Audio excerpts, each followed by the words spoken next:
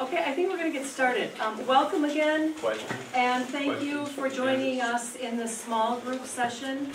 My name is Lynn Stranghater. I'm a member of the Legislative Action Committee, and I'm going to be facilitating tonight's discussion. Gracie Patel and Elsa Maas are right here as timekeepers. I assume you can all see them well. Good. And then Amy and Brian are going to be collecting your note cards with your questions that we'll take from the audience later. Please don't delay in filling out those questions so that we can take some time to read them through and to form some collective questions from them. And then also please keep your questions focused on education. I will begin this portion of the forum by asking each of the candidates 2 prepared questions, and then we will open it up for questions from the audience. Each candidate will have 1 minute and 30 seconds to respond. Please feel free to give shorter answers so we have time for more questions. As a reminder, the timekeepers will of course hold up when it's 15 seconds remaining, and then when the time, in the red card, when the time has expired. Please respect the time allocations. We thank everyone in advance for their cooperation in treating all participants in tonight's event with courtesy and respect at all times. We ask that you hold applause to the end. So, we'll get started. Candidates. Wayzata Public Schools is committed to providing an excellent education to each and every student, including those who qualify for special education services as required by the Individuals with Disabilities Education Act. Special education costs are, however, largely underfunded, resulting in significant budget stress as districts are forced to cover this cross-subsidy. In 2016, $9.8 million of our district's $124.45 million operating budget was taken from the general operating fund to cover the shortfall in special education funding. How would you address this growing special education cross-subsidy? We will start with 44A, Sarah Anderson. Do you have microphones, or do you just want us to speak? I think we don't have microphones. Good. So I'm State Representative Sarah Anderson, and the cross-subsidy has been a problem for many years. The federal government is supposed to pick up 40% of the tab, and they have not done that. What that means for Minnesota is that our cross-subsidy is about $753 million per year. And if we were to take 40% out of that, we would have $253 million that we would need to fund from the state perspective, if you will. But we can't count on the feds to put in that money, and so that places the burden that you see today on our schools. That's why we have focused largely on increasing the per pupil funding formula. We want to give school districts the flexibility and give them the capabilities to address this growing need. But I do think that we need to start looking at this issue in a different way. And part of our supplemental bill that we had this last legislative session included a study group, and it had bipartisan support. It had the support of the different interest groups, from educators to school boards associations, to take a look at how we handle special education overall, how we deliver services to students that are in need, how we manage our costs that we have. Is there a better way to look at this? Unfortunately, that was vetoed by the governor, but I know that this will be an initiative that will be brought back again this next legislative session, because it really is key that we need to start considering the fact that we might not ever get the money from the feds. And this has been a bipartisan issue on the federal level as well. It's not just limited to one side or the other. So we need to think about how can we deliver these services to our school districts and our students and take care of it on our own. Thank you. Ginny Cleburne. Thank you, Lynn. We just heard that the federal government has not paid their share. The piece that was omitted from that statement is that the state is also not funding their share. Per pupil formula is one piece of our budget. The other piece is designated money, which is used for very specific purposes. And that's what's happening with special education. So when you think about special education funding, we say cross-subsidy, what it does is this. We have a pot of money called the general fund.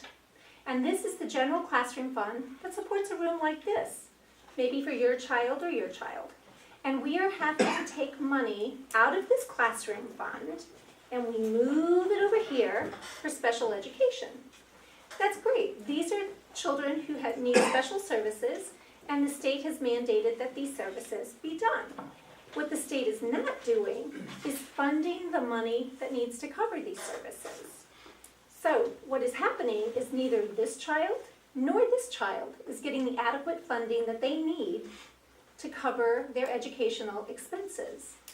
Our school districts are then taking the money that would normally be used for your child to have a better curriculum, a better classroom experience, to cover that. It's one child pitted against another child. That's not the Minnesota way. That's not our value system. We can do better by all of our children. Thank you. 44B, Gary Porter. Special education is an extremely difficult issue. It obviously takes far more funding to educate a child under special education as opposed to the mainstream students. I think it's time that Minnesota take a stand and that we pass legislation instructing the Attorney General to sue the government of the United States to get the 40% we were promised when this bill was passed in the early 70s. We have to come up with a source of funding to cover this.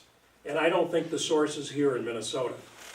And I think that what we need to do is gang with the rest of the states and go into court and sue the government sue the federal government to get that money that was promised and we never received. I think if my research is right, we've been getting roughly about 10% funding from the federal government to cover special education, which simply doesn't even come close to covering what is necessary.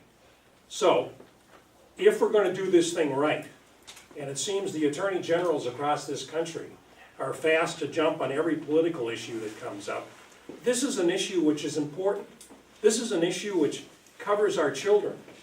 This is an issue that must be addressed, and it's time our attorney generals address the issue and sue the government to get the funding that we so desperately need to cover special education. Thank you. Patty Acom. I think that we can all agree that that it's important that we provide services to those students with special educational needs. And as we've heard, after going third, a lot of the facts have already been stated. But as has been stated, the federal government is supposed to cover 40% of the educational services, and the remainder is supposed to be covered by the state. And so neither are really pulling their fair share, and so it's being left up to the school districts. And as has been stated, it's coming out of our general classrooms. And so I will work to address the underfunding that's happening with both the state and the federal legislators. And I think if something is important enough that we mandate it, it should be important enough that we fund it. Thank you. Next question. In the 2018 session, the legislature provided a one-time $25 million in grants for school safety. Statewide requests for these grants totaled more than $255 million, more than 10 times the available funding. With this increased attention on school safety and student health and well-being, what is your position on increasing funding to allow school districts to hire additional school counselors, social workers, psychologists, nurses, and other support staff to meet the needs of our students and enhance school safety in a way that is stable, predictable, and ongoing? We will start with 44B, Patty Acom. Well, school safety is very important to me. The Parkland shooting happened just before I decided to run for this seat, and so keeping our kids safe in schools was really one of the top priorities I had when I entered this race. I appreciate that, as was stated, the school districts have been looking to make improvements to to make the schools safer. And as was also stated, last year the legislature made some funding available for infrastructure improvements, and in the article in the paper today, it also talked about it. And so 255 million was applied for, and there was only 25 million that was awarded. So that leaves a pretty big unfunded portion that still needs to be addressed. And this question also gets at student health and well-being. And I'd like to see us be more creative in looking at solutions and how we can address these issues of mental health services for students. Maybe it's partnering through local organizations and community partners. I think that this is part of the broader issue around community mental health that should be addressed at the state level, and I will work to do that. Gary Porter. School safety is a very important issue, and it's one that is obviously in the minds of all of us today after all the tragedies that have taken place over the last few years. And we need to be sure that we are properly funding in a smart manner to make sure that our schools are safe when our students go there and when our teachers teach there. Whether the 100 or the 255 million was what was necessary, having not seen what was requested and having not seen what all went into those figures, I think we all know that when you start to look for budgeting, you always start high. And so I think it's necessary that we go through that as well, making sure that we're providing the essential funding to make sure that our schools are safe. But the major goal has got to be, out of all of this question, I think the major goal, the major priority is first school safety. Then we can look at counselors, then we can look at nurses and all the rest of it.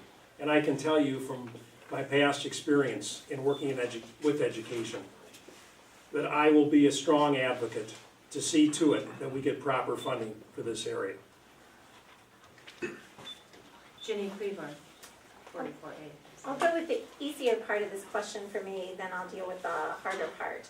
The easier part for me is I think the school funding for safety begins with the mental health counselors, the social workers, the support staff in the building that will meet the needs of the children who are in the building. I think that's where it starts, and that must be funded, and it's an obligation for us as adults to take care of the children who have needs in the schools. The school safety part, it is true that the legislature passed $25 million, and I applaud them for doing something. It's not much, but it's something. When we look at that money, there were also requirements that go with that money. Half of the money must be spent in Greater Minnesota, and half of the money can be spent in the what we call the AMSD, the Metro School Districts. So when you look at where the bulk of the students are, they are in the Metro District, but half of that $25 million will be spent in Greater Minnesota. That's one piece. Now, when our districts are telling us that there are at least $255 million of need, this is tantamount to putting one sandbag to stop a river flooding. We need to do more. We owe it to our students. Every parent should feel when their child goes to school that they will return home safely. So we need to address this issue of school safety equitably across the entire state. Thank you. And Sarah Anderson. I was pleased that out of the 25 million, the Osseo School District received about $500,000 out of that money. In addition to that, the Robbinsdale School District received $182,000 from that $25 million that the legislature passed into law. Now, we also had an additional $30 million that the governor vetoed, and that was for school safety as well. And it would have helped our schools, like Wayzata, hopefully, to get the funds that they need to make sure that our schools are safe. This is an issue that's dear to me for several reasons. My entire family is in a school all day long, 5 days a week. And so when there's a tragedy that happens, whether that's in Minnesota or somewhere else, it sends my heart racing, thinking about this could be my husband, this could be my child. And that's why I fought hard to make sure that we have these funds available. Yes, there definitely is a need. We will be bringing this issue forward again in the next legislative session. I think bonding is probably something we haven't done as much in the past for our K-12 schools. We've done it on the higher ed side for our facilities, but we haven't done it for K-12. And I think this is something that we need to look at as a resource tool for our schools to make sure that they're safe. Not only that, as part of the veto, we also had language that would give school districts more flexibility when it comes to long-term facilities maintenance funds. We want to have that in place. We've done a lot of work, not just this year, but last year as well, and we'll continue to work on that here in the next legislative session. Okay, at this point, we're going to move to the discussion of questions from the audience. If anybody has a question, would you please raise your hand, raise your card so that Brian can come and collect it?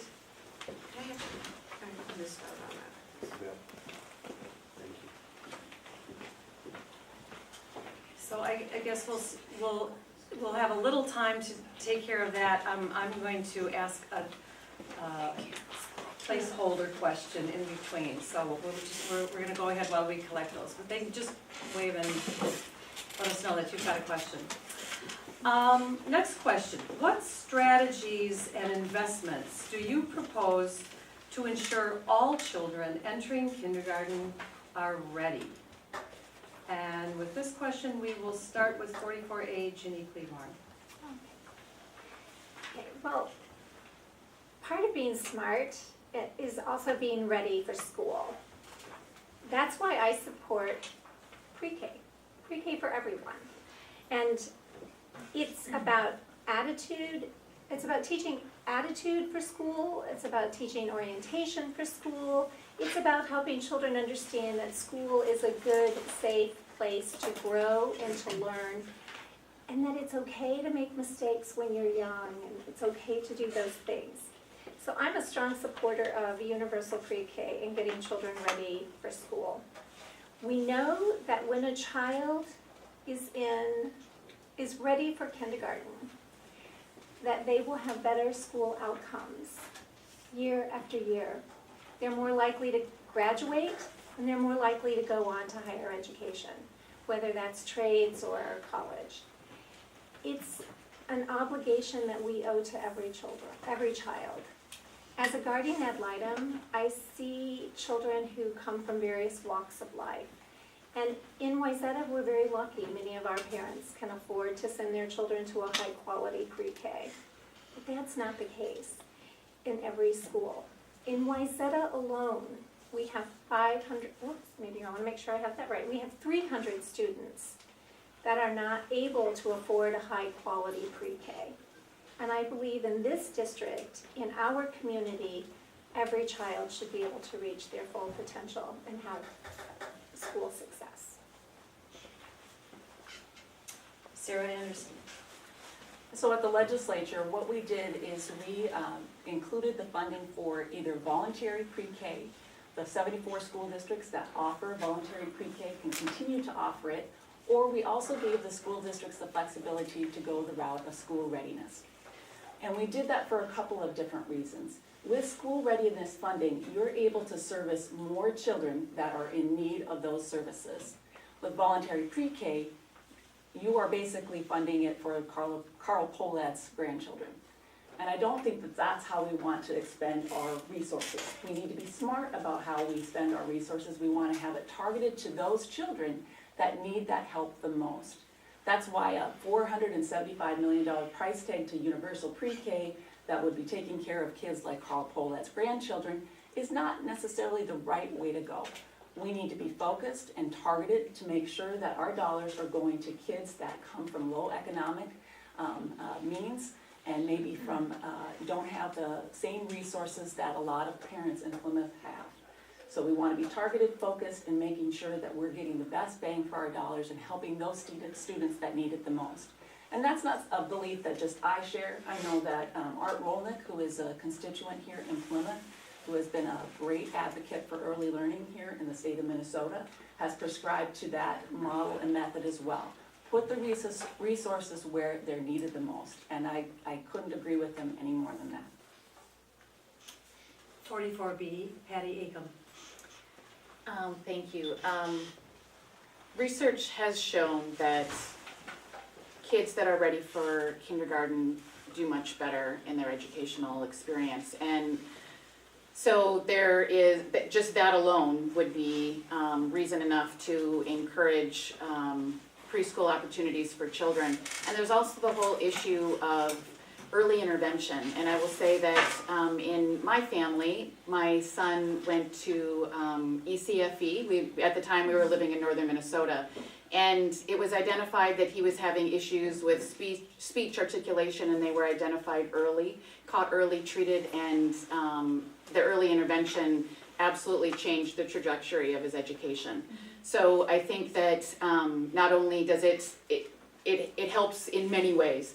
And so as I look at universal pre-K, I think, you know, if funds were unlimited, that would be a great way to go. I think in a time when we don't have all that much money, we need to start with those that need it the most. And I think there is a definite need within our community that could be addressed in that way.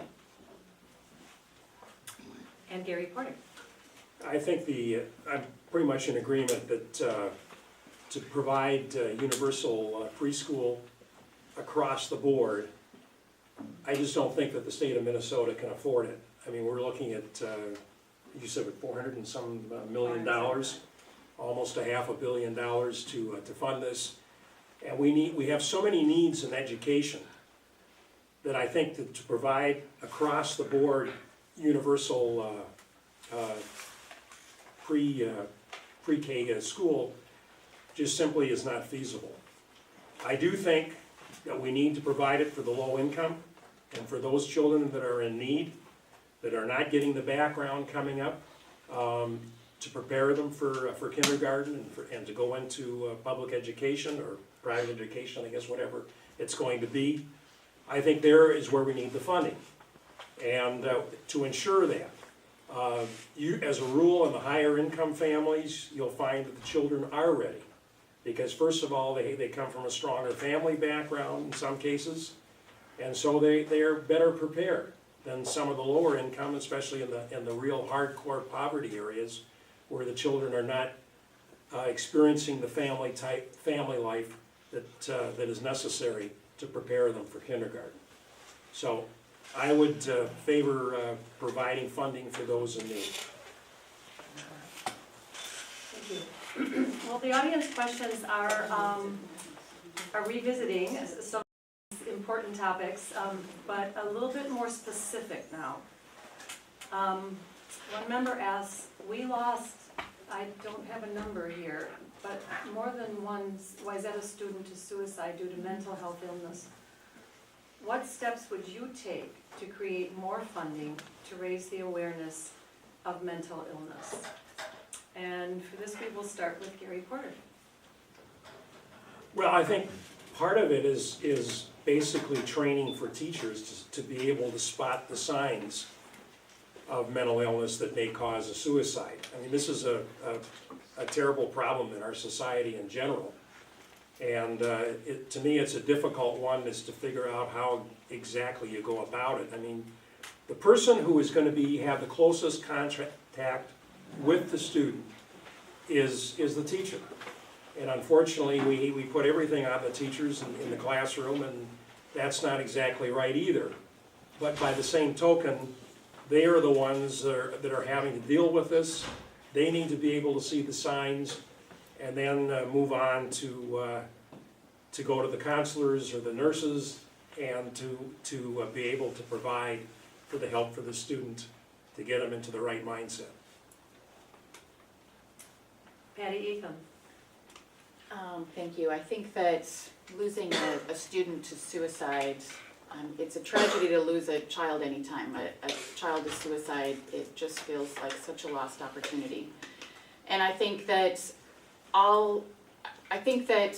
in order for it feels as though there's so much more pressure on our young people today, and I think that's being made visible in our school environments. And so I think we need to be creative and find different ways to bring professionals into our schools.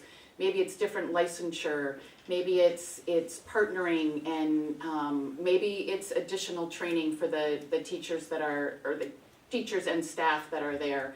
But it certainly is an issue that is, it's tragic and awful, and I don't ever want to hear that we are struggling and our communities are struggling in that way. And so certainly something I would work hard to address. Thank you. Sarah Anderson. So as part of our budget, we included school-linked mental health grants, specifically to help students that are struggling with mental illness. I think Gary brought up a good point though too. We need to consider the fact that school teachers have more exposure to our children than sometimes we as parents do. And so if they have the training to identify some warning flags, I think that might be something that we should consider as part of the legislative solution to this issue as well. But we had the school-linked mental health grants that were passed in the 2017 budget cycle. We also increased the number of beds available for mental health patients. We had a real shortage in the state of Minnesota, and what we were seeing is families were experiencing a mental illness breakdown for their family member, their child, and they would go to get the help that they needed and were turned away because there just wasn't the space available for them. So we've expanded the capacity for mental health beds in this state, along with the school link. We had some more language that was part of our bill that we had here this year. Unfortunately, that was vetoed.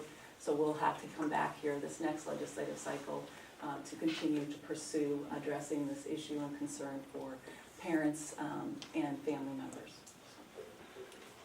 Ginny Claiborne. Okay, I would like to address just a couple of issues that are going to sound like they're not school-related, but they are school-related. When we talk about the insufficient number of mental health beds in our state, it is because year after year after year, my opponent tries to cut Health and Human Services. And thankfully for Governor Dayton, we have not had the drastic cuts in Health and Human Services that have been proposed year after year. You cannot think about school mental health and safety without looking at the budget to Health and Human Services. They are connected. As for mental health beds, we do not have anywhere near the capacity that we need to treat our children, our pediatric beds, or our adult beds. And oftentimes families have to go long distances. Our insurance policies are being carved back and back and back where mental health is not covered, or the deductibles are so high that families cannot afford to get mental health treatment. This is why budgets are all about values, right? Budgets are about values. As I sit here and listen to my opponents say we don't have money for some things, and I know that tobacco just received one of the biggest tax cuts ever for $300 million over a 10-year period, I think the money is there. The question is, who do we choose to give it to? Are we choosing to give it to your children, or are we choosing to give it to a tobacco company by just saying you don't have to pay your taxes anymore? The choices are ours, and we get to decide who will set those budgets and who will set those priorities. Thank you. Next question. Again, revisiting some important subjects. What have you done, or what will you do to get more adequate funding for special needs children? And we will start with 44A, Sarah Anderson. So on the special education funding, as we have talked about prior to this, one of the problems with special education funding is that the federal government is supposed to provide 40% of the funding equation. And so that we've got right now a cross subsidy of $735 million. If the feds were to put forth their amount, we would be at $253 million that the state would look to cover and our schools look to cover. I think, as I mentioned earlier, if we could, I think that we need to realize that we may not get the 40% from the feds. And so we need to look at different ways of providing these services to students. We've increased funding on the formula. I know that some school districts, we also, on the pre-K side of things, we have a special formula for special education needs. There are some that have considered that as well as a way to do that from the K-12 system, not just for the pre-K system. So there's a couple of things that are kind of in the air, but I think that the study group that unfortunately was vetoed here this last legislative session would have helped to get at some of those issues by having all of the partners in special education contributing to solutions for this problem on a long-term basis, because I don't think that we can rely on the feds coming up with their 40%. So next session, we will have that study group put in place, and we'll be able to get some traction and move forward and have our own Minnesota solution. We're kind of used to that, but looking forward to having that done next session. Ginny Cleveland. Okay, so the Wayzata School District has a plan. Wayzata has approached their legislator, my opponent, with their plan. And that plan is to address 25% of the cross-subsidy gap for the Wayzata district, that $9 million we talked about, approaching 25% one year, 25% the next year, 25% the next year, until we ramp up funding to cover that 100%. That plan has been put forward. It's part of Wayzata's legislative agenda. It is something that's very doable. My opponent has been in office for 12 years. And for numerous years, this cross-subsidy gap has been talked about as a problem, ongoing. At every legislative action forum, we hear, we'll address it next year. We'll address it next year. Well, the children who are in school right now. The children who are not receiving full funding for their classroom are in class right now. So every year we wait to deal and address an issue is one more year that our children are going without. And I'm asking for action now, and if that means change with our representation, then I'm asking for that change too. Gary Porter. Well, I think I made myself clear before what I think needs to be done. And I will state it again, I think it's time for Minnesota and the rest of the states in this country to gang together.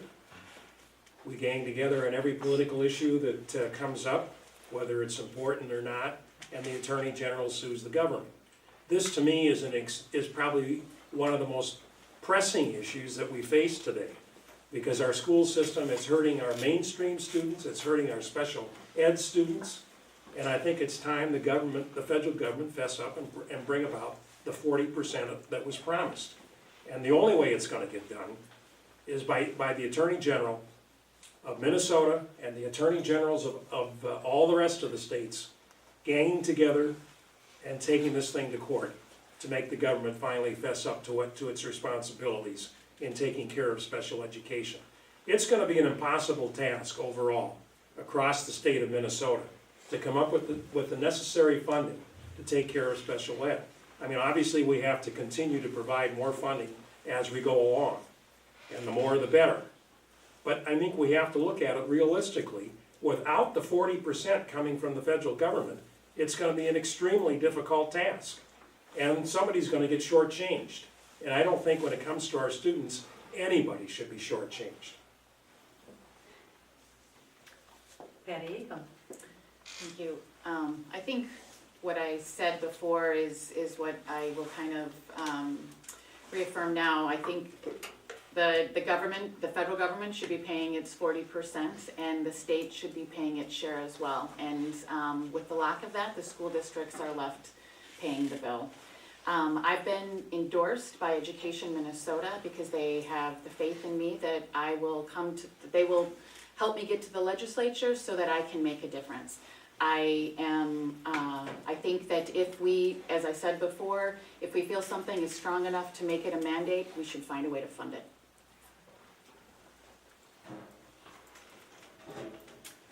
Thank you. Next question. While college is a great goal, not every student is ready for a 4-year program right away. And jobs of the future require more technical education. What will you do to improve and expand technology education in the schools? We'll We'll start with 44B, Gary Porter. Are you, when you talk about in the schools, are you talking about higher education, or are you talking about secondary education? Just K-12. K-12, okay. Well, I think technology is extremely important. Not all students are going to be college bound or university bound. And we have a lot of shortages out there for various skills that could be provided within the schools. And I think one of the ways to do that is also to entice private business to come in and help provide funding for training for the various skills that are needed in business today. I can remember years back in my own business, we were in dire need of a diesel mechanic to work in our shop to overhaul equipment, and they just weren't available.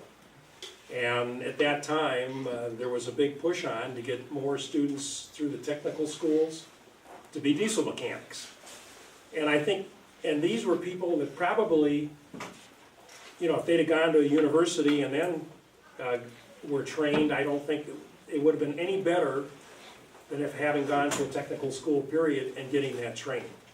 And that's why I think it's extremely important that we provide for that type of training in the secondary schools as well as higher ed. And I think the way to get it done is to bring business in. I saw that in North Dakota where there were some of our bigger companies were coming in, providing the funding and even providing some of the expertise to train these students to provide the jobs that they needed. Patty Acom. I think this is a really timely and important subject, and I think that, you know, there are those students who are bound for a four-year college, and I think there's been a lot of emphasis in the last many years on only that, and I think that pressure on kids to try and fit into that system has put some of the mental health issues and stress on our young people. So I applaud the efforts to expand our VOCHEC opportunities in the high school, as well as encouraging technical training after college, after high school in college. And so I think that it also provides another opportunity in that today we're seeing so many young people graduate college just buried in debt. And that prevents them from going on and starting that next stage of life, being able to buy a home and start a family. And so alternatives like a two-year college or a technical school are a wonderful opportunity for people to go out, be trained, and be able to start a career in the workforce that isn't going to bury them in debt. Ginny Cleaver. You know, I was reviewing some numbers today, and this seems a bit high to me, but it's the statistic that was out there. 89% of Wayzata graduates go on to college. But that means there are 11% of our students who do something else. And as part of my union family background, I went to tour the union facilities that are out there for the trades. Oh my gosh, are they high tech? Are they exciting? And Amy talks about the needs of the machine manufacturers who need skilled and qualified people to work with their high-tech equipment. There is a place for everyone, and there is a need for everyone to have the skill set that they need to graduate. That includes critical thinking, and it includes technology. But technology in and of itself is a tool, and we just need to know how to use many, many tools, and that's what we want for our students when they graduate from Wayzata. One of the things that I think about, and as we think about mental health and we think about social workers in our school, it would also be great to have a guidance counselor who is trained in the trades. And the University of Minnesota has a fabulous program that teaches counselors and social workers to come into the schools and to guide students through that path. And it's something that I would like to see at Wayzata as well. for that population of students who are not going to go on to college. Sarah Anderson. So last spring, I had the opportunity to speak to some social studies students. It was part of a class talking about how do people become leaders. And I shared that with the school board chair, Sarah Johansson, and it was a great experience. But we had one of the questions that was asked was from a student that says, we have too much of four-year schools, college, being pushed on us, and we want to see more opportunity with a two-year school option. And Sarah and I both said, oh, okay, yeah. And fortunately, the board chair says that's something that they, in the Wayzata School District, has been exploring to try and give students not just a four-year track, but a two-year track as an option. So they have more control over their destiny, if you will. From the legislative side of things, we did have more funding available in career education. Unfortunately, the governor vetoed it. So we will be coming back here this next legislative cycle to push for that more, because we hear from parents, we hear from students that the two-year track is something that is, kids want to have that opportunity. So I think by giving them the tools from a legislative perspective, the resources, I do think it's great when we can partner with our businesses. We have a lot of manufacturers that want to contribute and give advice because they don't want to have to train the kids once they come to them.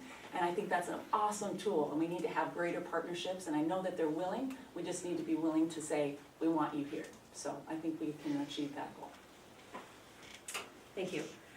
So we are running out of time. We need to be done by 8 o'clock. I have a couple more questions here. I think what we're going to try to do is, timers, could we just use 60 seconds for this next question? And then our last question will be a yes or no with a summary statement or anything you want to say about individual yourself. summary? Yes, An but this individual. next question, we're just 60 seconds and then 60 seconds for that, and then we can be out of here. So it seems the school is trying to be everything for the child. What are the boundaries? And we will start with Patty Aiken. I'm not sure I totally understand the question, but we'll go with it. We live in a world where not everybody fits into the same mold. And so a school trying to be everything for the child, I'm not certain if, I guess I'm translating that into educational opportunities, and not everybody learns in the same way.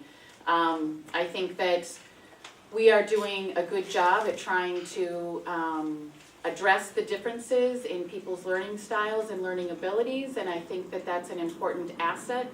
We are, in Minnesota, we have a strong reputation of really good quality public schools, and we need to maintain that, and we do that by trying to teach to the individual and not lump everybody in one category. Thank you. Gary Porter? Well, I think today we're seeing that, and I think if you talk to teachers, you're gonna find the same kind of answer, is that what do they expect from us?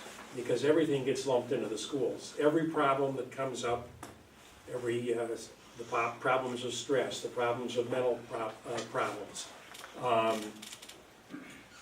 general other sexual problems, whatever you want to look at, that all gets thrown into the school, and that all goes onto the teacher's shoulders, and the teacher then is expected to provide it, whereas in many cases the parents are the people that actually should be doing it and are shirking that responsibility. Where the bounds are, the boundaries are, that's a good question. And I'm not sure exactly where you put the boundaries, but I do know that we do have to sit back and take inventory as to what we're expecting teachers to do today, and maybe relieve some of the burden and put some of the burden back where it belongs, in the homes.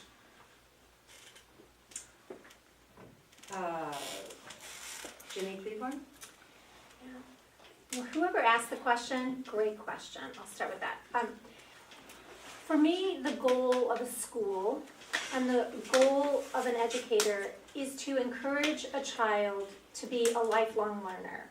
And that's how children reach their potential.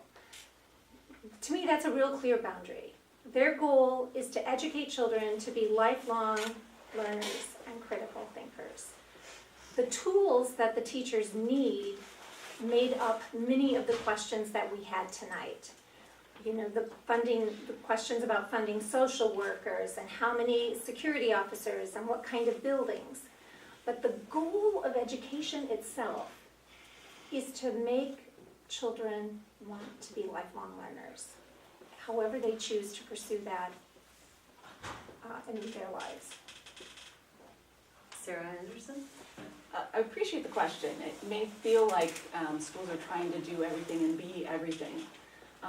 But from the parent perspective, having a child who's a 5th grader, we have conferences on Thursday, fingers crossed. But I will tell you, I see it that the Wayzata School District in particular is about empowering parents. I get a notice regularly from my son's school teacher of his progress. Yesterday I got a progress report on all subject areas that he has. I get email updates on every test that he takes, every assignment that he has. I know how many assignments are missing, how many are completed, how he scored on those. And for me as a parent that loves information and data, because that's kind of the environment that we're in these days, it's a wonderful tool for me to be a partner with that school teacher to do good things. And I love the fact that Wayzata does that. I think it's a great tool. I wish that all school districts did that, and I think that we could hold up Wayzata as a model of how to do things right. Okay, thank you.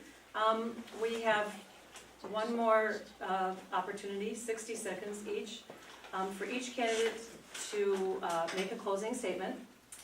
We also have a yes or no question, so you can start with that. Do you support arming teachers? So we will start with Sarah Anderson, 44A. No. You can make a summary, this is your 60 Oh, no. minutes. I didn't want to violate anything.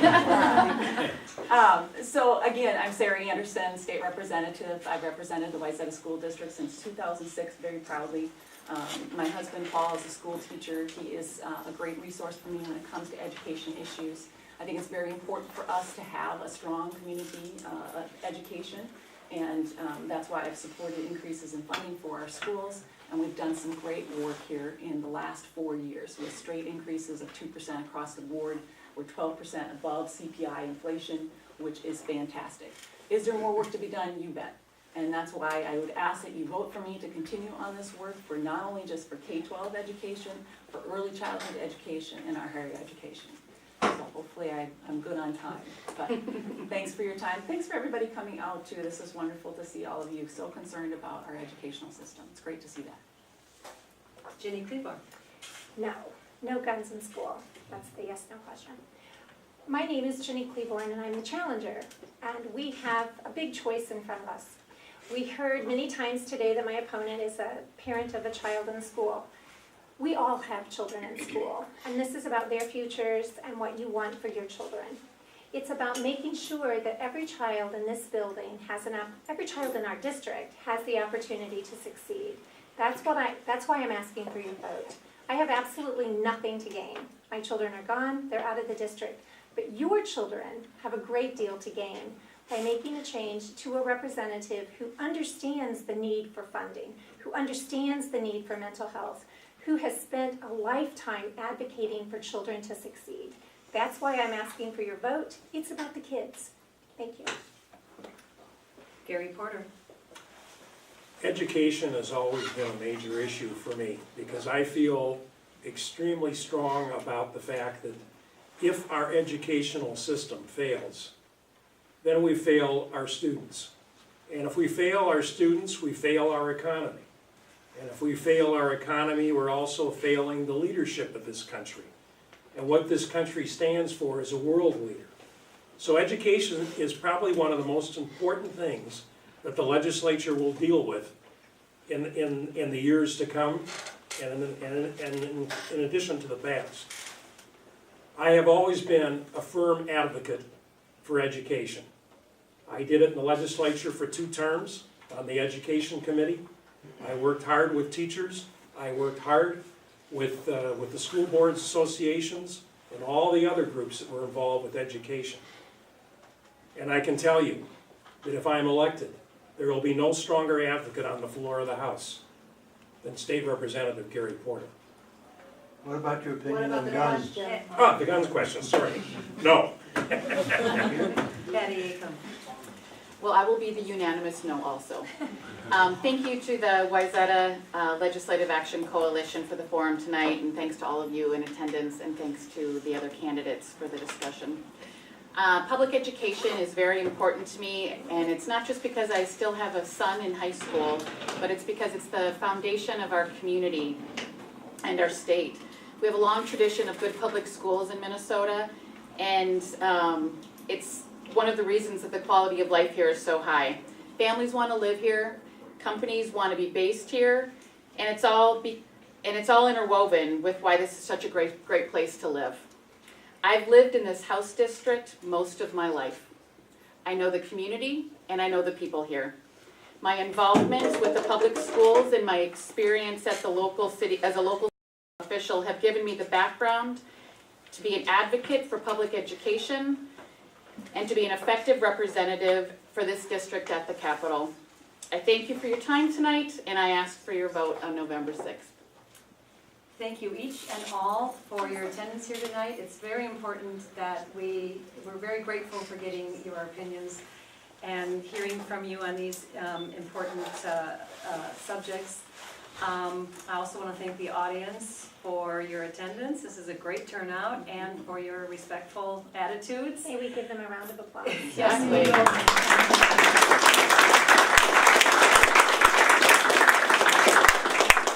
Now we have to move ourselves out into the hallway so that we can set up the classroom for tomorrow. Thank you. Good night.